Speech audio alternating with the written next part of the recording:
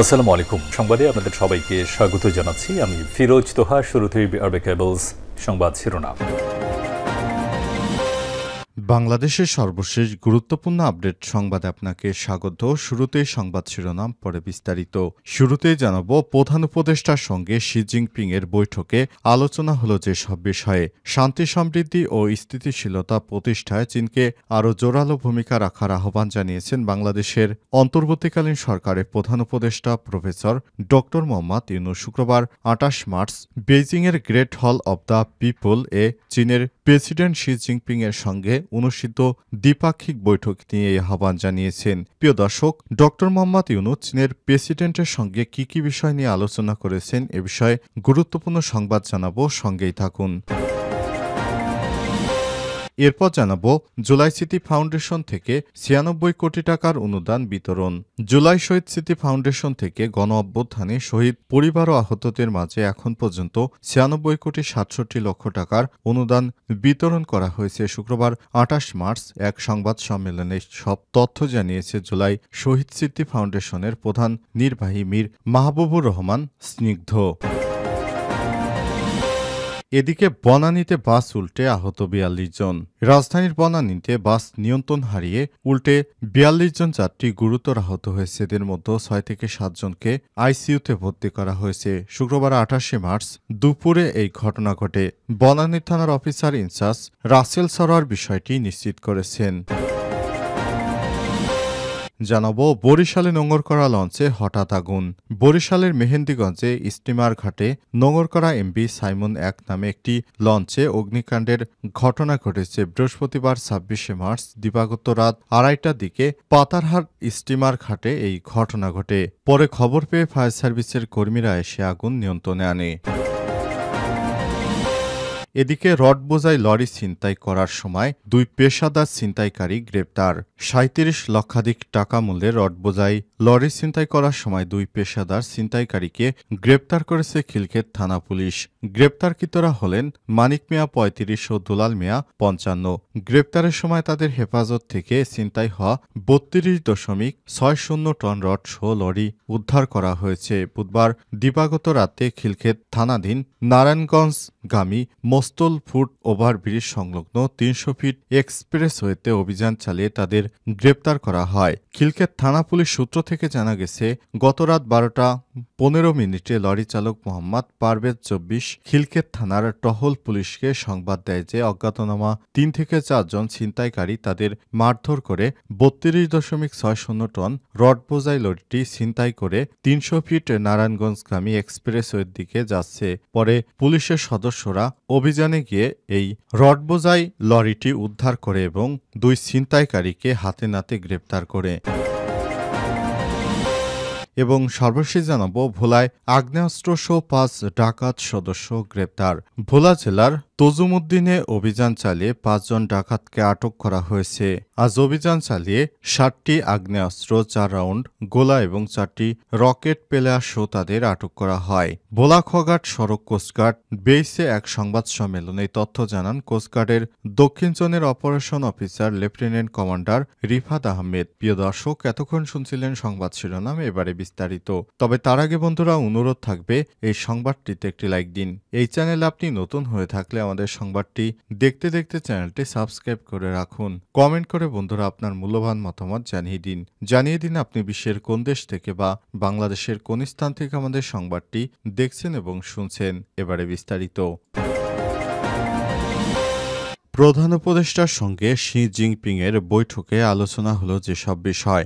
শান্তি সমৃদ্ধি ও স্থিতিশীলতা প্রতিষ্ঠায় চীনকে আরও জোরালো ভূমিকা রাখার আহ্বান জানিয়েছে বাংলাদেশের অন্তর্বর্তীকালীন সরকারের প্রধান উপদেষ্টা অধ্যাপক ড মোহাম্মদ ইউনূস। শুক্রবার ২৮ মার্চ সকালে বেইজিংয়ের গ্রেট হল অব দ্য পিপল ও চীনের প্রেসিডেন্ট শি জিনপিং এর সাথে অনুষ্ঠিত দ্বিপাক্ষিক বৈঠকে তিনি আহ্বান জানান। বৈঠকে উভয় নেতা দ্বিপক্ষীয় স্বার্থ সংশ্লিষ্ট বিভিন্ন বিষয় নিয়ে আলোচনা করেছেন। অধ্যাপক ডক্টর মোহাম্মদ ইউনূস তার বক্তব্যের শুরুতে বাংলাদেশের জনগণের পক্ষ থেকে চীনের প্রেসিডেন্ট শি জিনপিংকে আন্তরিক শুভেচ্ছা জানিয়েছেন।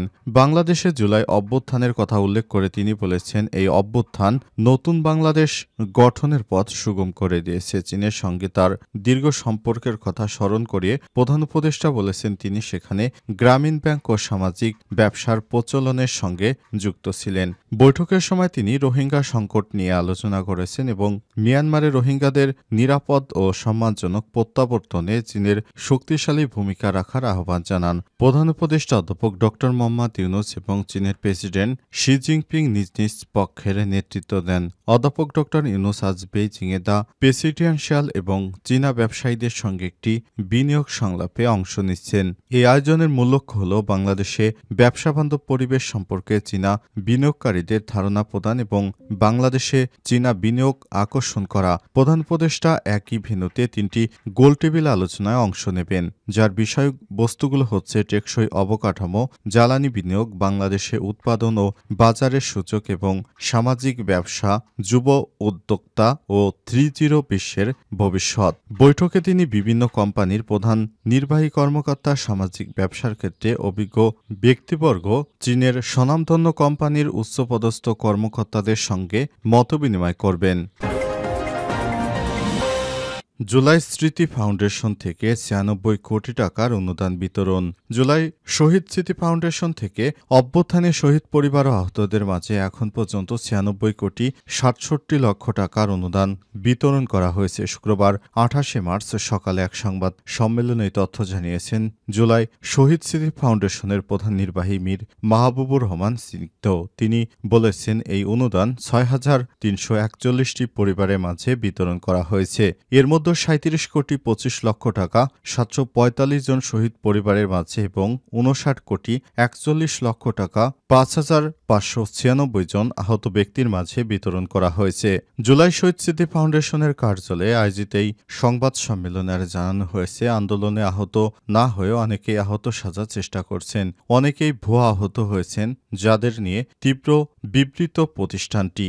এই ভুয়া আহতদের কারণে সঠিক লোকদের কাছে সহযোগিতা পাঠানো অনেক বিলম্বিত হচ্ছে। এ সময় আহত যোদ্ধাদের পাশে বাংলাদেশ নামে নতুন কর্মসূচি নেয়ার কথায় সংগঠনটির সদস্যরা জানান, এরই মাধ্যমে দেশের বিভিন্ন প্রান্তে আহতদের কাছে গিয়ে অনুদান পৌঁছে দেবে সংগঠনটি। এ সময় জুলাই শহীদ স্মৃতি ফাউন্ডেশনের ফান্ড শেষের জানিয়ে নিহত আহত পরিবারকে সহযোগিতা করতে ফান্ড কালেকশনের কথা বলেন তারা। এছাড়া এবার ঈদে নিহত আহত পরিবারগুলোর পাশে দাঁড়াতে দেশবাসীর প্রতি আহ্বান জানান তারা। উল্লেখ্য, বৈষম্যবিরোধী ছাত্র আন্দোলনে নিহতদের পরিবারের সদস্যদের সহায়তা এবং আহতদের চিকিৎসা ও পুনর্বাসনে গত বছর 10 সেপ্টেম্বর অন্তর্বর্তীকালীন সরকারের প্রধান উপদেষ্টা প্রফেসর ড মোহাম্মদ ইউনূসকে সভাপতি এবং আন্দোলনে শহীদ মুগ্ধর যমজ ভাই মীর মাহবুবুর রহমান স্নিগ্ধকে সম্পাদক করে জুলাই শহীদ স্মৃতি ফাউন্ডেশন গঠন করা হয়।